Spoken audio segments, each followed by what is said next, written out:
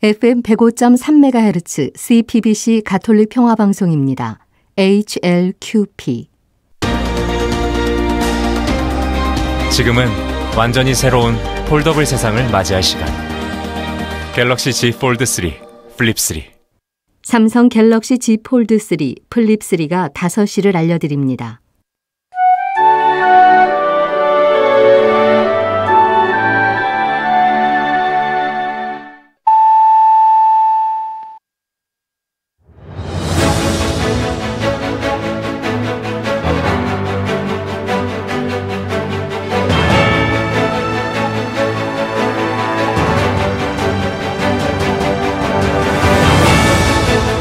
이기상의 뉴스 공감.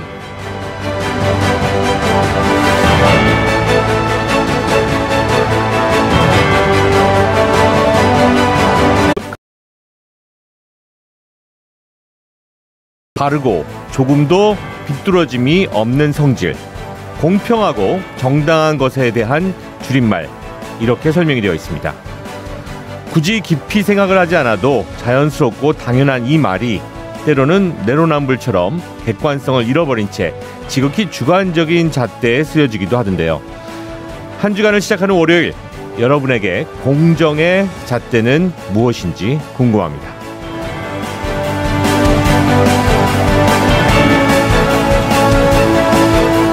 자, 이기상의 뉴스 공감, 오늘은 언론의 공정성에 대해 생각해보는 특별한 시간을 마련했습니다. 먼저 오창희 인권연대 사무국장과 박용학 전 ABC협회 사무국장을 직접 스튜디오에 초대해서 우리 시대 언론의 공정성이 의심받는 이유와 배경에 대해서 이야기 나눠봅니다. 그리고 뉴스초이스에서는 이혜은 아나운서와 함께 청소년 방역 패스 논란과 관련해서 김부겸 국무총리의 발언과 조동현 교수의 더불어민주당 공동상임선대위원장 사퇴 후 폭풍, 그리고 국민의힘 선대위 공식 출범 소식과 대장동 의혹, 오늘 첫 재판 소식까지 전해드리겠습니다.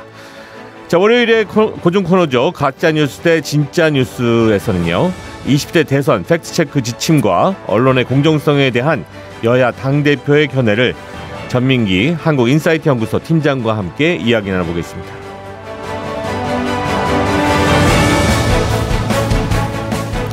자, 이기상의 뉴스 공감, 오늘도 청취자 여러분과 함께 만들어 나갑니다. 100원의 유료 문자 샵 1053, 그리고 어플리케이션 빵톡 준비되어 있고요. 유튜브 이기상의 뉴스 공감에서는 보이는 라디오 함께 하실 수가 있겠습니다. 자, 청취자 여러분의 많은 참여 기다리면서요, 오늘도 뉴스 공감 시작해보죠.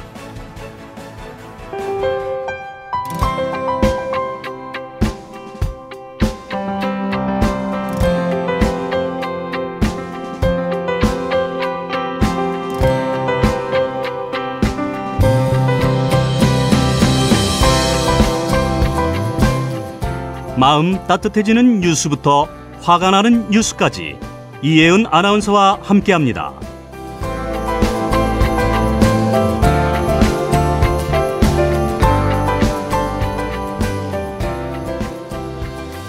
자, 5시에 함께하는 오늘은 뉴스 초이스로 시작해봅니다. 이혜은 아나운서 좀 일찍 만나게 됐네요. 네, 오늘은 조금 일찍 인사드리게 됐습니다. 안녕하세요. 그렇습니다. 이혜은입니다. 반갑습니다. 네. 자, 오늘 먼저 첫 번째 소식, 새로운 방역 대책 먼저 좀 짚어봐야 될 것 같습니다. 네, 일단 오늘부터 백신 접종 여부와 관계없이 수도권은 6인, 비수도권은 8인까지만 사적 모임이 허용됩니다. 네. 또 유흥시설 등에 국한해서 적용됐던 코로나19 방역 패스는 식당과 카페 등 16개 업종으로 확대 적용되고요.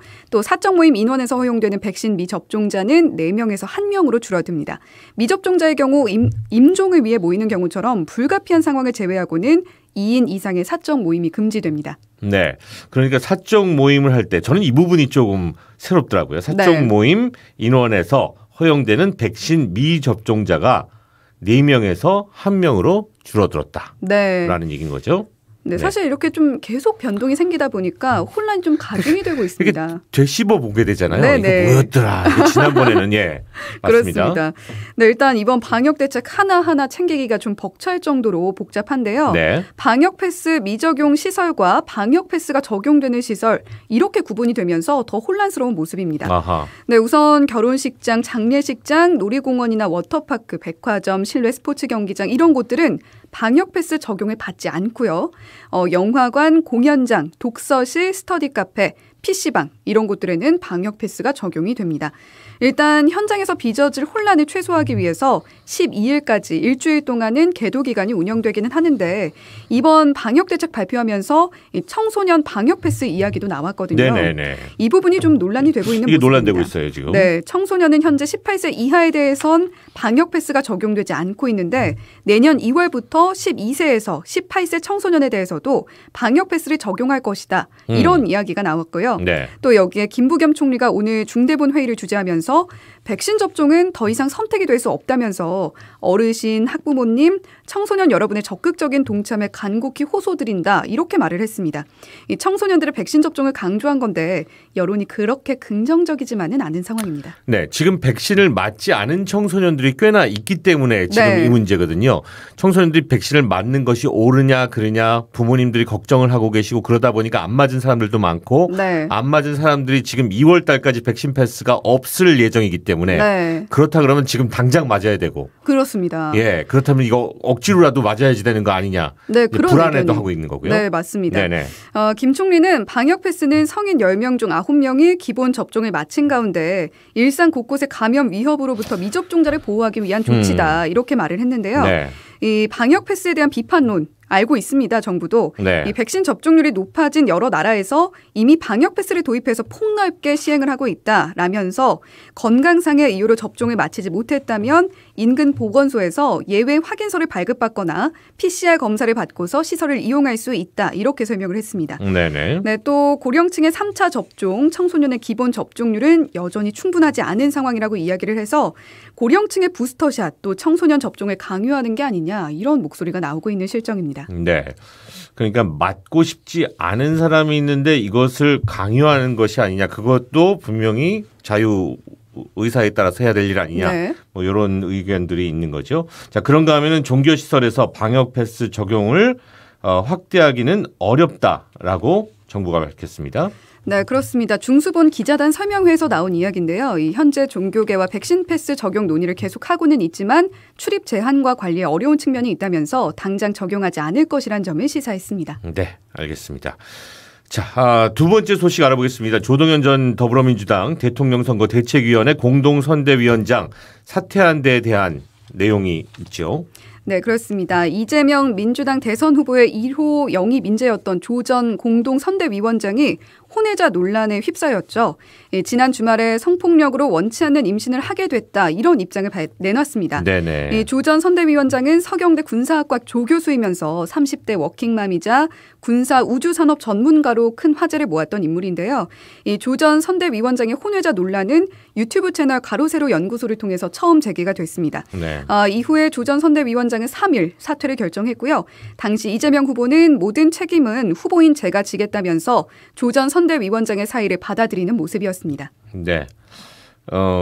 정치는 정치고 아이한테는 피해가 없어야 될 것 같은데 네. 지금 이 강영석 변호사가 이렇게 또 얘기를 하면서 나섰습니다. 강간범이 누구인지 밝히는데 인생을 바치기로 했다. 네, 예. 그렇습니다.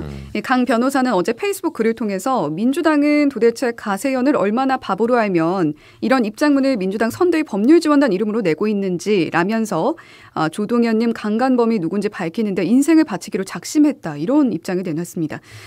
이미 조 전 위원장 측이 가로세로 연구소에 대해서 고발장을 제출했고요. 오늘 이 사건은 검찰 선거 정치사건 전담부서에 배당이 됐습니다. 네.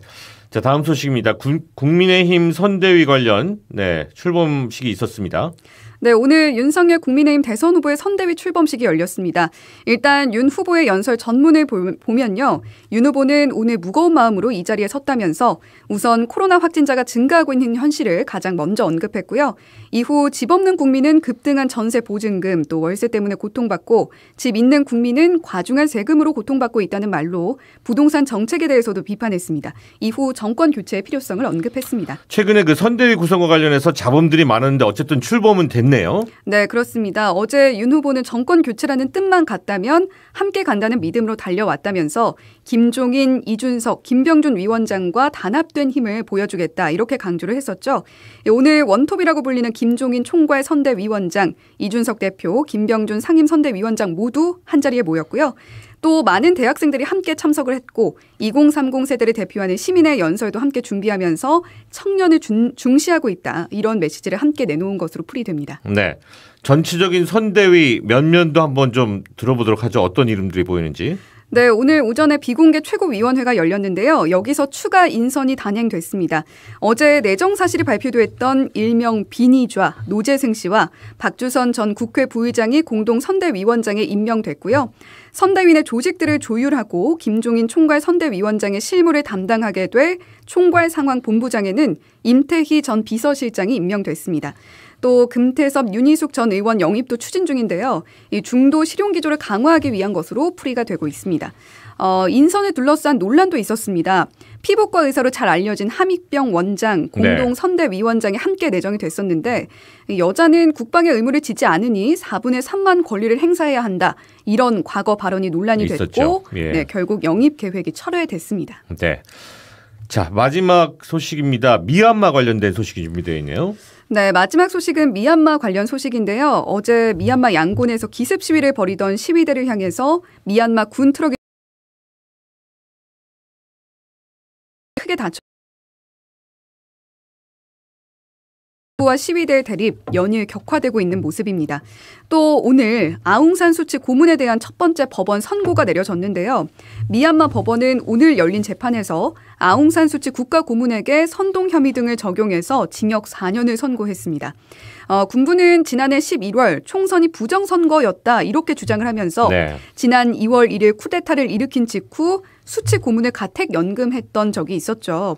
오늘 선고는 수치 고문에게 내려진 첫 법원 판결인데 만약에 검찰이 수치 고문에게 적용한 혐의가 모두 유죄로 인정된다면 수치 고문은 최대 102년의 징역형을 살게 될 수도 있습니다. 102년이요. 네. 예. 자, 미얀마 군부의 만행이 계속 이어지고 있는데 어디까지 이어질지 궁금해집니다. 오늘 소식 이혜은 아나운서가 준비했습니다. 고맙습니다. 네, 고맙습니다.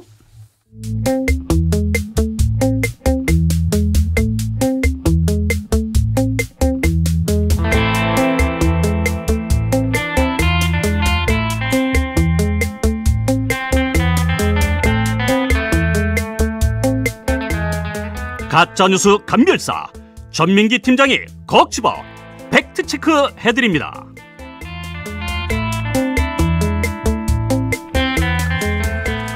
자, 월요일에 함께하는 가짜뉴스 진짜뉴스 시간입니다. 오늘은 우리 또 전민기 팀장이 어떤 팩트를 체크해 주실지. 네. 최근에 내년 대선 앞두고서 사실은 확인되지 않은 그런 뉴스들이 많이 등장을 하고 있습니다. 네. 후보들에 대한 비방이라든지 무분별한 신상털기식 기사를 우리가 어떻게 구별할 것인가. 그래서 오늘은 이게 진짜다 가짜다가 아니라 우리가 팩트 체크를 어떻게 해야 되는지에 대한 을 발표를 했는데 이 부분에 대해서 우리가 좀 이해를 하면 스스로 팩트체크도 할 수 있고 언론사들이 이런 방향으로 취재를 해야 되는구나라는 부분에 대한 좀 눈이 우리가 생길 것 같아서 그 부분을 좀 짚어드릴까 합니다. 팩트체크를 하기 위한 검증 원칙이라는 것이 언론사들에게 이제 같이 함께 이렇게 검증을 해 나갑시다라고 나온 것이고 그렇습니다. 그 내용들을 아마 우리가 조금 듣다 보면 우리 또한 뭔가 좀 검증을 하면서 모든 뉴스를 그냥 들리는 대로 듣는 것이 아닌 검증하면서 보는 맞습니다. 그런 또 눈을 갖게 되지 않을까. 사실 뭐라고 할까요?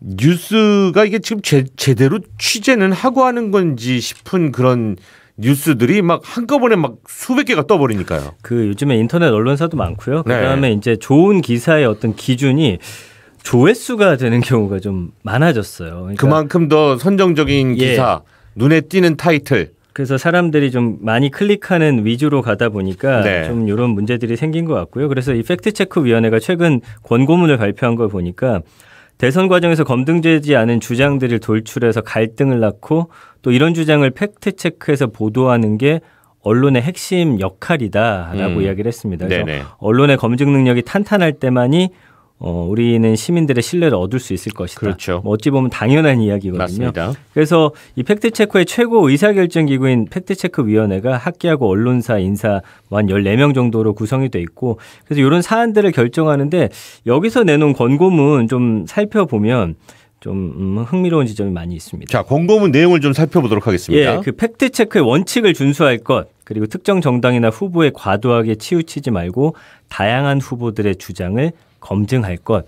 지금은 사실은 여야 두 후보, 가장 지지율을 많이 얻고 있는 두 후보 위주의 기사가 많이 나오고요. 그렇죠. 특히나 이제 정책이나 이런 부분보다는 뭐 개인사라든지 뭐 네. 여러 이야기들이 나오고 있는데 사실은 국민들로서는 대통령을 뽑기 위해서 이걸 봐야 하는 것인가 과연 물론 좀 자괴감이 들 정도예요. 그래서 그렇죠. 언론사 간의 교차 검증을 위해서 좀 더 노력해달라.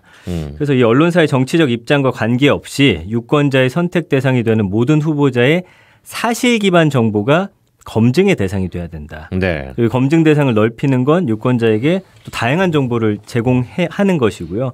여러 관점의 정치적 주장을 좀 비교하게 함으로써 좀 식견 있고 합리적인 정치 토론을 이끌어내게 될 것이다. 이런 이야기를 하고 있습니다. 사실 뭐 언론사가 있기 때문에 언론사가 언론사의 역할을 제대로 하고 있으면 우리는 그냥 좋은 기사들 읽으면 되는 거였으면 참 좋겠는데. 그렇죠. 그러면서 거기서 나온 어떤 주장 같은 것들 나와 어느 정도 가치관이 맞는지 아니면 내가 생각하는 대한민국의 미래라든지 이런 것과 좀 일치하는지 이런 부분들을 사실 봐야 되는데. 네. 이게 진짜야 가짜야 이거. 그렇죠. 그리고 알고 보면은 전혀 근거 없는 얘기였고. 뭐 그럼 또 책임지는 사람은 없고요. 예.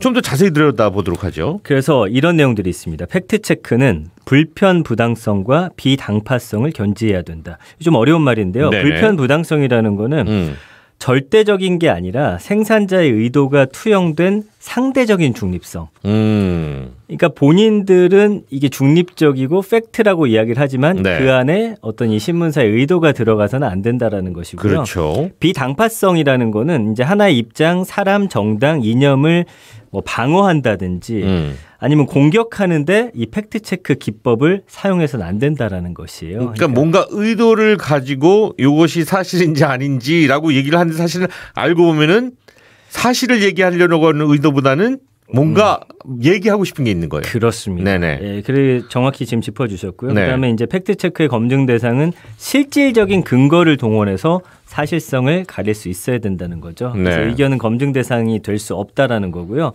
그리고 이 사실성에 오류가 없는지 여부가 검증 대상의 어떤 선정부터 판정까지 검증 과정을 일괄하는 기준이 돼야 된다라는 것. 네. 그래서 편견 없이 증거가 결론을 이끌어내게끔 해야 된다라는 거고요.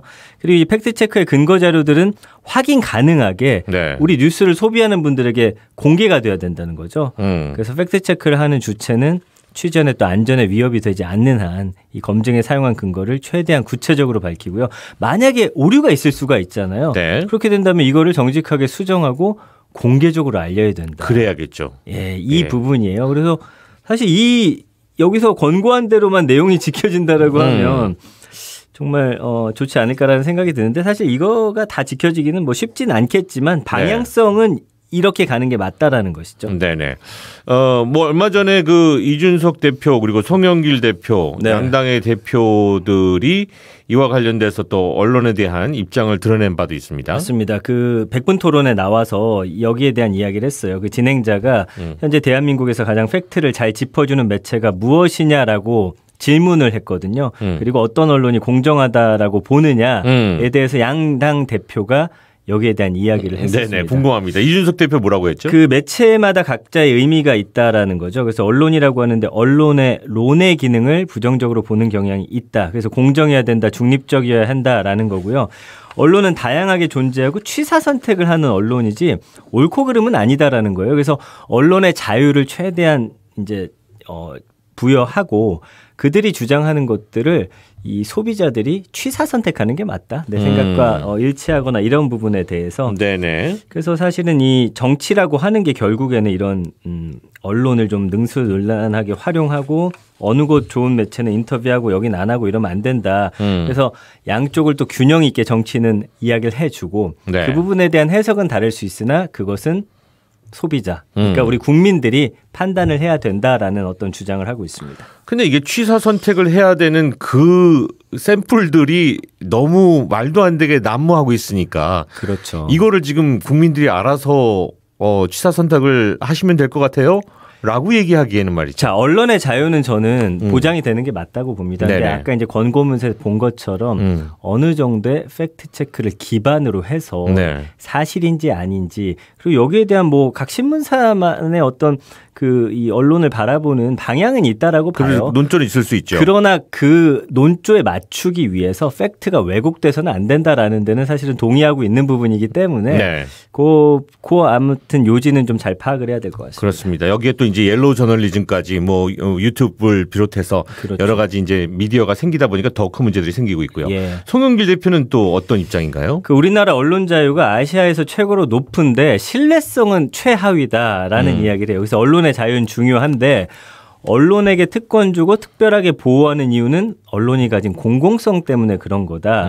그래서 이 언론이 어떤 방향과 철학을 지향하는 건 당연히 차이가 있지만 그러나 최소한의 공정성과 균형 팩트에 기초한 보도가 필요하다라는 거거든요.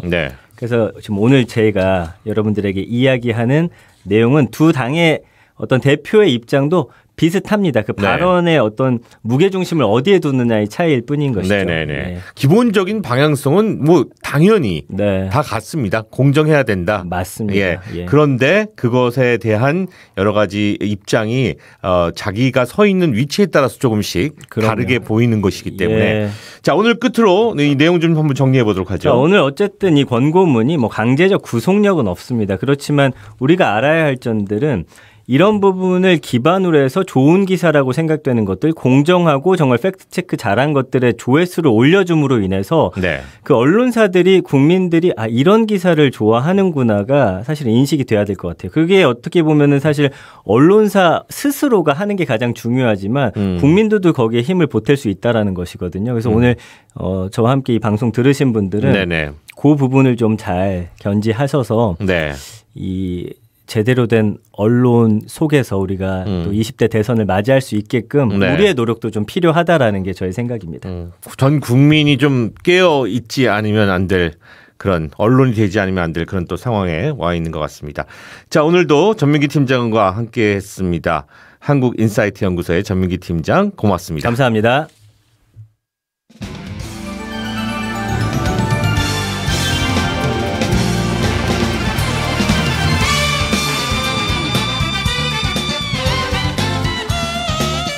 주요 뉴스 가운데 뽑힌 오늘의 픽, 지금 바로 시작합니다.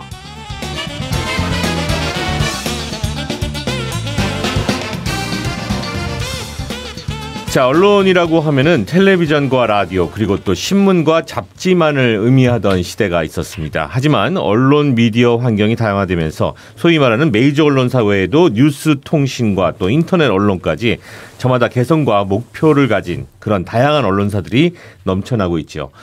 자, 그럼에도 불구하고 언론이 공통적으로 지켜야 할 의무, 바로 객관성과 공정성이겠습니다. 언론이 진실을 보도하면 국민들은 빛 속에서 살 것이고 언론이 권력의 신여로 전락하면 국민들은 어둠 속에 살 것이다. 바로 고 김수환 추기경이 하신 말씀인데요. 양날의 검이었던 언론의 기능과 역할에 대해서 이렇게 경고를 한 바가 있기도 합니다. 자, 우리 시대 언론의 객관성과 공정성에 대한 문제를 짚어보고요. 또 객관성과 공정성을 담보할 수 있는 방안은 없을지 함께 이야기 나눠보는 시간 오늘 마련해 보도록 하겠습니다. 자, 오창희 인권연대 사무국장 그리고 박용학 전 ABC협회 사무국장 두 분 스튜디오에 모시고 말씀 나눠보겠습니다. 어서 오십시오. 네, 안녕하세요. 네, 안녕하세요. 네, 반갑습니다. 자, 오창희 국장님께서는 뭐 이기상의 뉴스공감 고정 패널로 활동을 하고 계시기 때문에 많은 분들이 뭐 익숙하실 것 같고요. 자, 박용학 전 ABC협회 사무국장님, 네, 간단히 자기소개 좀 부탁드리겠습니다. 네, 안녕하세요. 저 박용학입니다. 저는 1992년 한국 ABC협회 입사해서 지난 2021년 1월 달까지 근무했던 평생 ABC에도 근무했던 박용학입니다. 네, 평생을 거기에서 근무하셨고요. 네네. 그리고 나오신 지가 이제 1월 달에 나왔으니까 지금 이제 한 10개월 정도. 10개월 되셨고요. 예. 그리고 나오게 되실 때는 회사에서 어떻게 해고를 당했습니다. 당하신 거죠. 예, 자, 이 이야기들 함께 좀 같이 다 연결해서 말씀 나눠보도록 하겠습니다. 자, 박용학 국장님도 지금 소개를 좀 해주셨는데 한국 ABC협회 구체적으로 어떤 일을 한 곳이고 또 언론의 공정성과는 우리가 또 어떻게 연결을 해서 말씀을 나눌 수 있을까요? 이 ABC 제도 자체가 언론의 공정성을 위해서 탄생한 제도입니다. 그러니까 ABC 제도는 1914년 미국에서 신문사들이 그때 당시에 부수 부풀리기가 만행하고 있었을 때 이걸 바로잡아야 되겠다 하는 그런 주장들이 뭐 광고주들로부터도 나왔고 또 국민 또 한 가지 정부에서도 이게 문제가 심각하다라는 그런 주장이 많았었고 이런 주장에 대해서 언론사들이 사회적 합의에 의해서 이건 제3자가 공정하게 조사하는 게 필요하다 해서 만들어진 제도입니다. 따라서 이건 ABC 제도는 그러니까 언론사가 본인들의 어떤 신뢰를 공정하게 표현하는 어떤 그 제도라고 볼 수 있습니다. 네. 그래서 그 제도가 우리나라에 들어와서 자리 잡고 지금 꾸준하게 지금 아직까지도 이어지고 있는 그런 상황이라고 보기가 좀 어렵죠. 지금 이제. 네. 그 ABC ABC 협회는 1989년에 창립이 됐고요. 사실 89년에 창립된 이후부터 2010년까지 근 한 20년 동안 거의 그 유명무실했거든요. 언론사들이 스스로 부수 공개하는 걸 굉장히 어려워했거든요. 네네. 그냥 공개하지 않고 광고 영업을 할 수 있는데도 불구하고 공개하는 게 언론사한테 치명적인 손해를 볼 수도 있다 이런 생각 때문에 안 했고요. 그 2010년부터 이제 제도가 좀 바뀌어서 정부 광고를 ABC 기준으로 집행한다는 어떤 그 규정이 새로 시작되면서 언론사들이 이제 정부 광고를 받기 위해서 ABC 제도에 가입해서 실사를 받게 됐죠. 네네. 그런 어떤 흐름이 있었는데, 자, 이 뭐 ABC 력으로 군림하면서 거기에서부터 어떤 뭐 여러 가지 문제들이 시작됐다라고 생각을 해볼 수 있을 것 같습니다. 그러니까 뭐 언론이라는 게 우리가 3권 분립이잖아요. 입법, 행정, 사법 말고 언론이 제4부다 이런 얘기도 하고요. 그다음에 사회적 공기, 공적인 기관이다 이런 얘기도 하지만 실제로 요즘 언론을 보면 거의 대부분 예외를 찾아보는 게 어려울 정도로 그냥 기업인 것 같아요. 언론 스스로가 기업이고요. 또 지금 ABC 제도도 그런 거 아닙니까? 물건을 파는 거예요. 언론사가 광고를 통해서 물건을 파는데 이게 단가가 얼마인지 도대체 어느 정도 규모인지를 속이는 아주 기본적인 상거래 질서도 지키지 않는 그런 기업인 거죠. 나쁜 기업인 거죠. 그런데 언론이 자체적으로 힘을 가지고 있으니까 그런 나쁜 짓을 해도 뭐 처벌받지도 않고 문제가 되지도 않고 하면서 넘어왔던 거예요. 그걸 좀 바로잡아 보고자 많은 사람들이 노력했지만 역부족인 거고요. 또 저는 인권운동하면서 언론을 통한 인권 침해도 많이 보게 되는데 요새 뭐 대선 때라 뭐 난리잖아요. 근데 어떤 분에 대해서 특히 뭐 사생활까지 거론하면서 이렇게 보도를 하게 되면 사실 굉장히 치명적인 돌이킬 수 없는 피해를 당하거든요.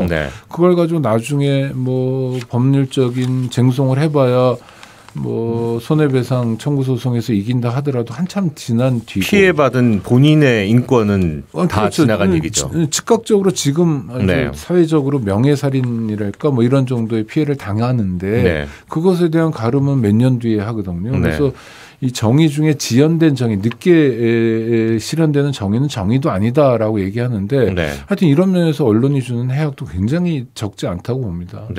뭐 얘기 나왔으니까 그 얘기도 잠깐 하고 넘어가죠. 최근에 그 더불어민주당 공동상임 선대위원장으로 추대되었던 조동현 교수 자진 사퇴 배경에 말 그대로 황색 언론, 옐로우 저널리즘이 작용을 했다. 뭐 이런 비판들.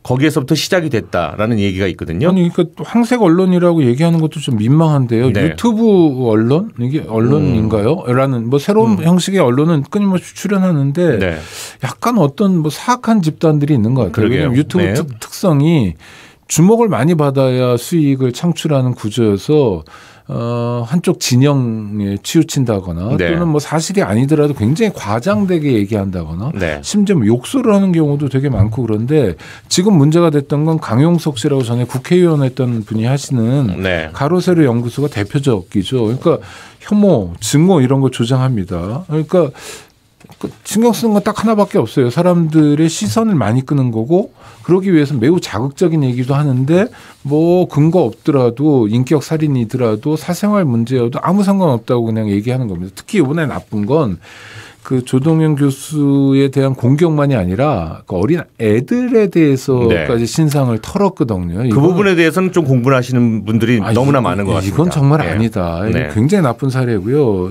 이게 언론 같지 않은 언론이 언론 행세를 하면서 구체적인 범죄 활동을 하는 건데 이런 것에 대해서는 나쁜 짓을 하면 처벌받는다라는 이 평범한 상식이 좀 확인됐으면 좋겠습니다. 네.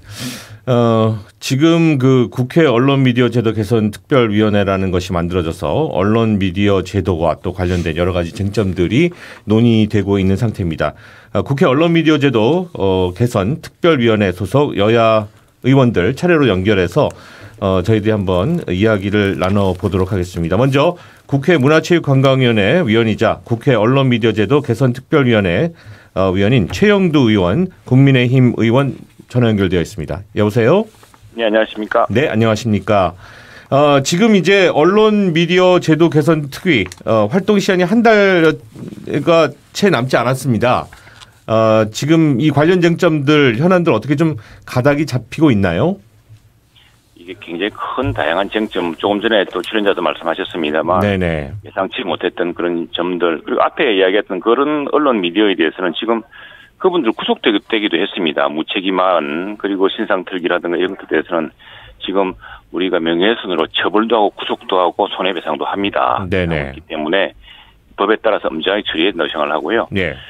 그다음에 지금 하는 게 한 달 동안 사실 불가능합니다. 이게 지금 이게 관련 상임위만 하더라도 문체위원회 또 과기정 과방위 그리고 또 여러 다른 상임위가 서로 다 연관되어 있기 때문에 지금 다만 이제 지난번에 언론중재법이라고 5배 징벌적 손배에 치중한 민주당의 개정안 때문에 이제 이 큰 국민적 논란이 있었지 않았습니까? 그리고 국제기구도 반대하고 미국 대통령까지 걱정해서 여당이 논의를 중지했던 그런 사안이 있었는데 그걸 계기로 당시에 이제 여당이 갑자기 그 논의를 중지하기 어려워서 이런 그 포괄적 논의기구를 만들자고 했습니다만 지난 2개월 동안은 우리가 국정감사 또 예산심사 때문에 이 논의를 진행하기 어려웠고요. 그래서 지금 이제 12월 국회가 아직 끝나지 않았지만 어쨌든 12월 달 내내 이걸 논의해서 아마도 그래서 제 생각으로는 지금 이제 계류된 법안들이 있고 하기 때문에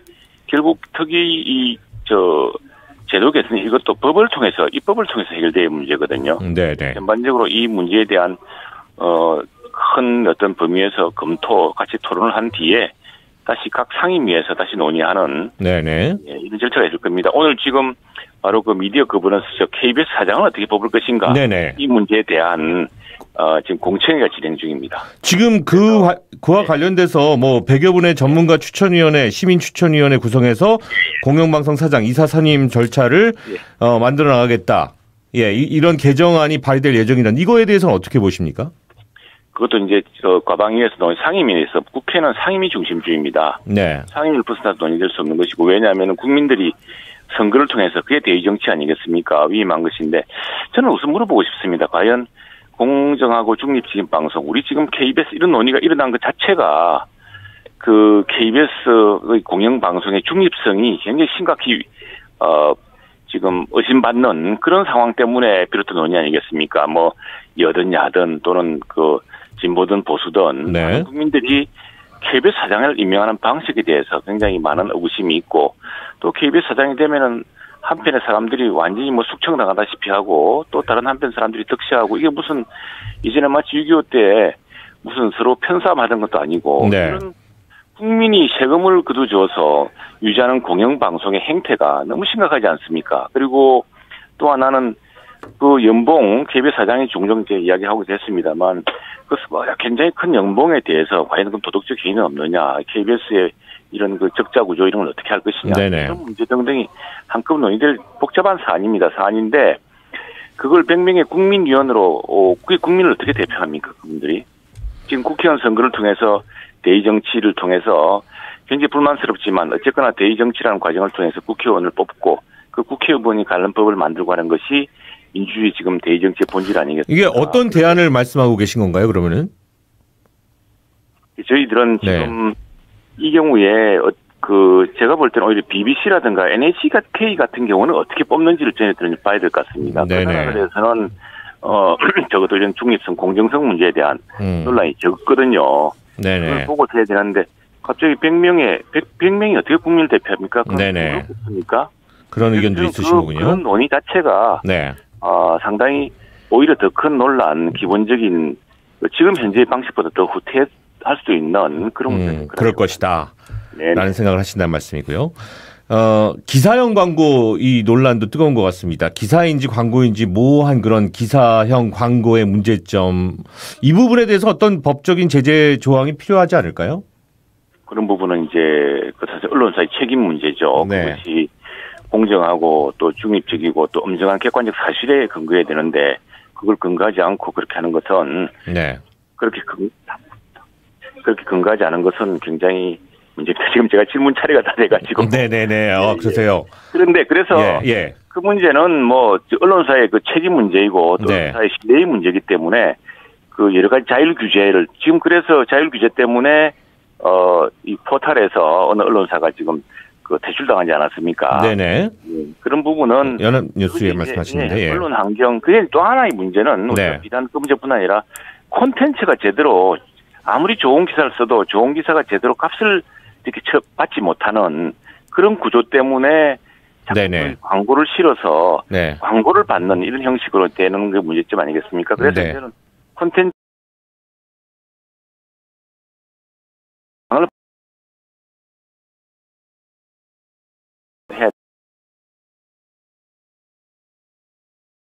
알겠습니다. 지금 보는 한 문제만 가지고 표피적으로 해결할 문제는 아니라고 생각합니다. 자, 바쁘시다니까 마지막 한 질문 드리겠습니다. 뭐 가장 논란이 되고 있는 허위 조작 보도에 대한 징벌적 손해배상제 도입, 이거 어떻게 진행됩니까? 징벌적 손해배상 제도는 이미 지난번 논의를 통해서 지금 현재 있는 손배 외에 다른 방식으로 더 이상 하지 않는 것으로 잠정 결론이 났습니다. 징벌적 손배에 대해서는 민변뿐 아니라 여러 단체에서 국제 UN 인권에 대한 인권이사회에 특별보고관도 걱정을 했고 그것들이 이제 청와대에 전달돼서 대통령께서도 걱정하셔서 여당이 밀어붙이던 법안을 중단시킨 거 아니겠습니까? 지금 중요한 것은 가짜뉴스를 막는 그런 사회적 환경과 언론 제도를 만들어야 되겠고 근데 지금 이 징벌적 손배소의 문제는요. 실제로 그 손배가 이루어지는 과정을 보면은 대부분이 고위공직자나 공직자입니다. 그분들이 대부분 패소해요. 대부분 가면은. 그런데도 지금 1억씩 이런 손배를 냅니다. 이 요지는 뭐냐면 저희가 걱정하는 것은 가짜뉴스 핑계로 진짜 뉴스를 틀어막으려는 소송이라는 무시무시한 무기. 지금 1억도 만만치 않은 돈인데 5배를 가중하면 얼마입니까? 10억입니다. 이건 뭐 언론사나 한 개인 언론이 감당할 수 없는 협박수단이 되거든요. 그래서 가짜뉴스의 그것은 빨리 정정보도라든가 그런 반론보도를 통해서 빨리 해결하는 것이 중요하지 실제로 시간이 걸리고 결과적으로는 권력자나 재력자한테 언론 취재를 봉쇄할 수단만 제공할 그런 징벌적 손배는 반대한다. 그것이 국제적인 법 관례이고 국제사회에 걱정하는 문제다라고 이야기하고 있습니다. 네, 알겠습니다. 국민의힘 최영두 의원과 이야기 나눠봤습니다. 고맙습니다. 감사합니다. 네. 최영두 국민의힘 의원과 말씀 나눴는데 언론 미디어 개혁에 대해서 이제 야당의 입장을 대변하신 게 아니겠습니까? 저 인터뷰 지금 들어보셨는데 하실 말씀 있으면. 네, 아니 뭐 좋은 말씀도 하시네요. 그러니까 100명의 전문가 추천위원들이 결국 방송사 사장을 뽑는다면 그 100명은 누가 뽑느냐가 핵심인데 보통은 뭐 저 3부에서 얼마씩 하거든요. 정부에서 몇 명, 또 의회에서 몇 명, 법원에서 몇 명 하는 식인데 2001년에 설립된 국가인권위원회 위원 선임 방식 뭐 이런 표현도 씁니다. 국가인권위원회는 모두 11명의 위원이 있는데 정부에서 4명, 의회에서 4명, 법원에서 3명을 하는 거예요. 그런데 정부는 이제 집권 세력이 정부를 다 대표하니까 가져가는 거고요. 법원은 뭐 선출되지는 않았습니다만 하여튼 대충 반 정도 섞이는 거고 국회에서 4명을 반반 가져가는 거여서 결론은 정부 여당이 안정적으로 다수 인원을 가져가는 구조입니다. 그러니까 이건 늘 여당이 선호하는 방식이고요. 야당은 싫어하는 방식입니다. 그런데 최영도 의원 인터뷰 중에서 좀 저는 귀 기울였던 게 뭐 BBC나 NHK 사장 선임 방식을 고려해 볼 수 있지 않냐. 저는 고려해 볼 수 있다고 생각합니다. 그래서 BBC가 오늘의 BBC가 된 건 지배구조 문제도 굉장히 크거든요. 그러니까 BBC 직원들이 PD나 기자들이 KBS보다 유독 훌륭해서 BBC의 명성이 나온 건 아니라고 생각하니까 그건 뭐 충분히 고려해 볼 수 있다고 생각합니다. 네, 징벌적 손해배상제 이거 지금 그래서 그 물 건너간 건가요? 그건 잘 모르겠습니다. 아마 지금 전체적으로 언론 개혁이라는 게 네. 뭐 상임위 활동이나 국정감사 또는 뭐 예산안 때문에 많이 다루지 못했다 이런 말씀을 하시는데 그게 아니라 지금 대선 국면이어가지고 아마 이 당 저당에서 정치적 유불리를 좀 따지고 있는 것 같습니다. 그래서 언론 개혁을 본격적으로 진행하기에 아주 좋지 않은 시즌이 아닌가 싶습니다. 맞습니다. 앞서 최영두 국민의힘 의원 인터뷰에 이어서 이번에는 여당 측 입장 좀 들어보겠습니다. 역시 국회 언론미디어제도 개선특위 위원이신 김승원 더불어민주당 의원 연결되어 있습니다. 안녕하십니까 의원님? 네, 안녕하세요. 김승원입니다. 네네. 지금 일단은 방금 전에 최영두 의원님과 함께 인터뷰 좀 나눠봤었고요. 네. 예. 한 달이 남지 않은 이 국회 언론미디어 개선특위, 지금 활동 어떻게 평가하고 계십니까? 네, 아직까지는 정말 많이 부족한 것 같습니다. 일단 출범이 늦었고요. 또 회의를 진행할수록 야당과의 입장 차이가 분명해 보입니다. 그러나 지금 오늘만 해도 세 차례 회의를 열고 민원연이라든가 기자협회, 언론노동조합 등 많은 현업단체와 만나서 의견 수렴을 하고 있습니다. 저희 목표는 합의가 가능한 부분부터 부분적 합의라도 빨리빨리 합의를 하고 그렇게 해서 국민들에게 성과를 보여드리자 그런 목표를 갖고 일을 하고 있습니다. 네. 지금 뭐 방송 들으셨겠지만 언론 재가입법이라고 야당에서 이야기하고 있는 반대하고 있는 그리고 또 뭐 위헌 소지도 지적되고 있고 징벌적 손해배상제 도입 어떻게 지금 진행될 것 같습니까? 네, 지금 이런 허위 보도로 가짜뉴스로 자살하시거나 혹은 기업이 파산하는 경우도 왕왕 있는데 사실 법원 평균 손해배상액이 500만 원 정도에 불과합니다. 네네. 그래서 충분한 피해 배상이 되도록 저희가 배액 배상이라든가 이걸 추진해 오고 있는데요. 근데 아까는 뭐 1억에서 5억, 뭐 10억 얘기까지 나왔었는데 늘 얘기하는 게 이렇게 이쪽에서는 500만 원이다, 이쪽에서는 10억이다 이렇게 나오더라고요. 네, 평균은 한 500만 원이고요. 네. 아마 최고로 큰 금액이 1억 혹은 2억 한 번 정도 나왔던 것 같아요. 절충안으로 그러면 손해배상액의 최저 한도를 둬서 근데 뭐 1,000만 원 이상으로 한다, 뭐 2,000만 원 이상으로 한다, 그런 식으로 한번 야당과 타협할 수 있지 않을까 그렇게 지금 좀 생각을 하고 있습니다. 네네. 자, 포털뉴스 유통 구조 개선에 대한 문제도 핵심 의제 중에 하나인 걸로 알고 있는데요. 네. 포털에 종속된 뉴스 유통 생태계 이 문제의 어떤 개선 방안은 어떤 것들이 있을까요? 네, 현재 대한민국에는 다음 뉴스와 네이버 뉴스만 있다라는 언론계의 자조적인 목소리가 있는데요. 그래서 국민이 다양한 기사를 보지 못하고 또 언론사도 포털에 노출시키기 위해서 자극적인 제목이라든가 낚시성 기사 또 복사하여 붙이기 기사 등을 양산하고 있습니다. 그다음에 지방신문의 경우에는 포털에 뜨는 것이 신문사의 운명을 결정한다라고도 되어 있는데요. 이런 기사 노출이라든가 또 기사에 대한 정보 접근권을 이용자인 국민에게 선택권을 드리는 것이 가장 합리적인 것이 아닌가 싶습니다. 네네. 알겠습니다.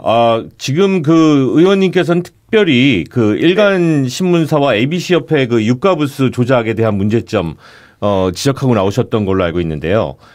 일간지의 유가부수 조작 실제로 국민들에게 어떤 해악들을 끼치고 있는지 현실적인 이야기들 좀 짚어주신다면요. 네, 사실은 그 신문사가 그 국민이 보지도 않는 신문을 마구 찍고 또 그런 그 찍은 부수를 근거로 해서 사실은 광고주인 정부 또 기업체 국민으로부터 그 과다한 광고비를 받고 있는데요. 일단은 그거는 사기 범죄 행위입니다. 네네. 그래서 그거를 못하게 일단 ABC 협회의 정책 활용을 중단을 시켰고요. 네. 광고주라든가 국민들께서 이용하실 때 정확한 지표로 광고를 낼 수 있도록 하는 그런 제도가 아마 내년부터 시행이 될 것 같습니다. 네네. 지난달에 기자회견을 열어서 유가부수 조작을 한 조선일보에 대해서 서버 포렌식 수사 뭐 철저한 수사를 촉구하셨던 바가 있는데요. 네네. 자, 이게 이미 8개월 전에 조선일보를 사기죄와 공무집행방해 국가보조금법 위반 등의 혐의로 고발을 했었는데 경찰이 8개월 지난 지금 이 시점에서 이제 압수수색을 하고 나왔단 말이죠. 네네. 이게 어떤 배경과 흐름일까요? 일단은 이게 문제가 되고 나서 조선일보라든가 ABC협회가 그 고발 직후에 신문지국에 가서 관련된 증거를 파기하고 있다는 제보가 들어오고 있어서 경찰에서도 수사하는데 어려움이 있을 것으로 그렇게 생각이 들고요. 그다음에 검찰에서도 검찰의 그 계좌 압수수색 영장을 한두 번 반려했다는 그런 후문도 들립니다. 네네. 예, 다만 저희가 고발한 이 범죄는 그 신문을 돈 내고 보는 그 유가부스를 속이는 범죄이므로 예컨대 조선일보 월 구독료가 15,000원이거든요. 네. 근데 조선일보가 유가부스를 100만 부로 신고를 했으니까 매달 150억이 신문지국을 통해서 조선일보 본사로 입금이 되는지 그런 부분들, 그러니까 돈의 흐름만 추적을 하면 금방 확인이 될 수 있네요. 예, 사실이 명명백백하게 밝혀질 수 있습니다. 그래서 지금 신문지국 압수수색한 거는 그 첫 단계라고 보고요. 네. 다음에는 조선일보 계좌에 대한 계좌 압수수색이 들어가면 예, 사실이 어떤지 드러날 수 있을, 천하에 밝혀질 수 있을 것 같습니다. 네. 8개월 만에 수사가 시작이 됐는데 수사는 좀 잘 이루어질 수 있을 거라 생각하십니까? 어떻게 보세요? 계속 저도 그렇지만 국민들께서 눈을 부릅뜨고 이 반부패 수사부 국가수사본부인데요. 잘 수사하고 있는지 때로는 이렇게 비판도 하고 또 격려도 하면서 예, 계속 저희가 응원도 하고 지켜봐야 될 것 같습니다. 네, 알겠습니다. 자, 김승원 더불어민주당 의원님과 함께 말씀 나눴습니다. 고맙습니다. 네, 고맙습니다. 네, 김승원 더불어민주당 의원과 함께 말씀 나눴는데요. 실제로 이 ABC협회 유가부스 조작 사건 관련해서 박용학 전 국장님께서 내부 고발자로 예. 그리고 또 그것 때문에 해고가 10개월 전쯤에 되셨습니다. 이와 관련돼서 하시고 싶은 말씀이 아마 많으실 걸로 생각이 듭니다. 네, 뭐 아까 말씀드렸듯이 제가 30년을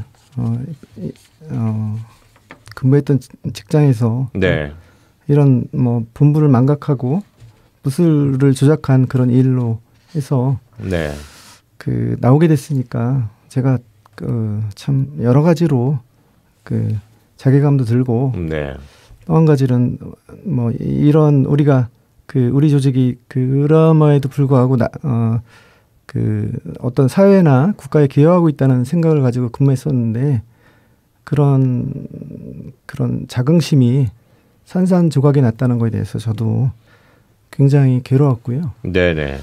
그래서 뭐 이런 것들이 바로잡혀야 된다는 생각을 가지고 있습니다. 네, 지금 ABC협회 신문부수 조사 결과에 대한 신뢰도가 더더군다나 이제 이번 이런 일련의 사건들을 통해서 또다시 한번 그 신뢰도는 바닥에 떨어졌다고 보면 될 것 같거든요. 네네. 네, 상황이 참 어떻게 보면은 이 조직으로서도 안 좋은 그런 상황들이 지금 발생하고 있는 것 같습니다. 그렇죠.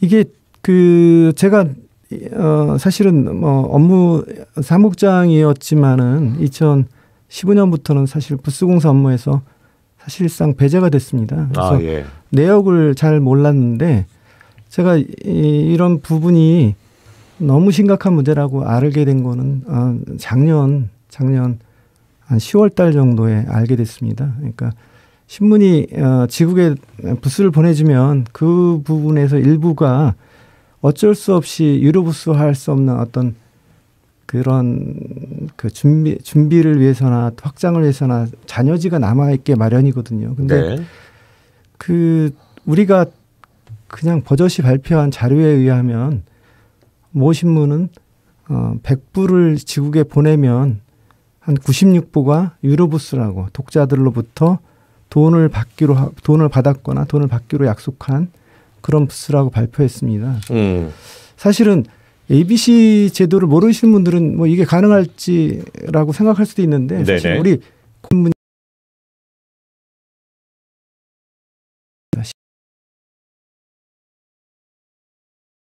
신문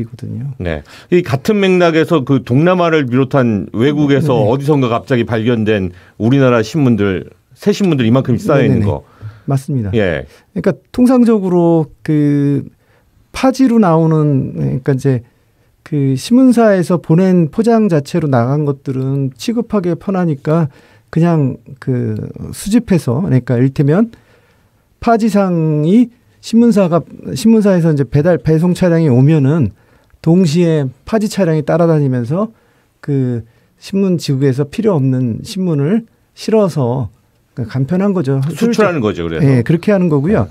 저희가 제가 이제 한 예로는 저희가 이제 어느 신문사 실사를 나갔는데 이제 제가 이제 뭐 오랫도록 이 업무에 종사하니까 또 가끔 저한테 물어보는 이렇게 어떻게 수출했으면 좋겠냐라고 저한테 물어보는 직원이 있어서 보니까 그 신문사에서 서울에 있는 지국인데 분국이라고 해서 시골은 큰 소재지에서 작은 소재지에 네네.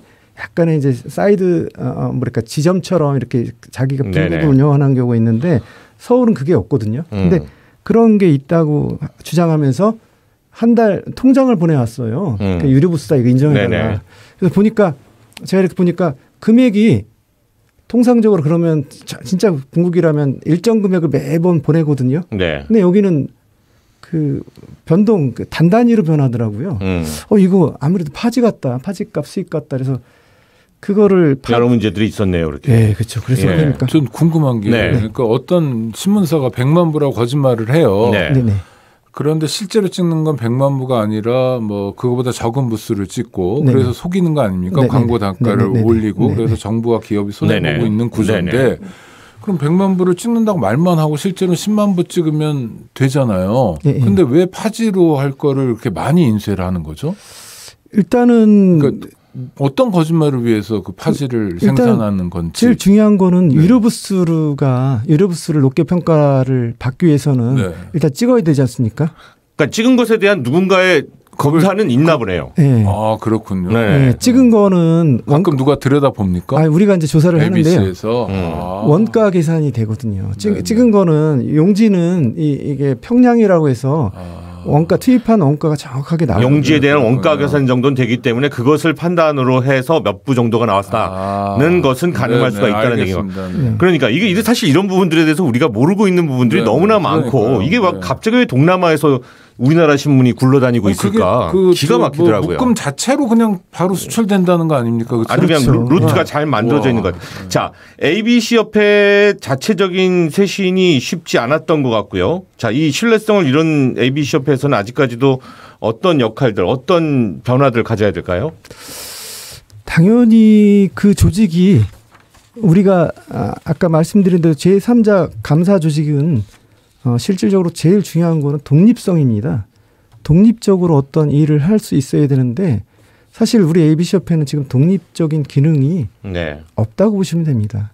그러니까 그 이사회 구조나 이런 걸 통해서 신문사들이 충분히 ABC 협회의 어떤 운영이나 어떤 부수공사까지 심지어는 감사까지 한다고 그렇게 하는데 어떻게 독립성을 할 수 있겠습니까? 또 한 가지는 그 신문사 출신의 어떤 분들이 오셔서 그러니까 신문사랑 어떤 연관이 돼서 그쪽에 청탁이나 이런 것들을 하면은 사실상 우리 직원들이 독립적으로 하기가 힘들거든요.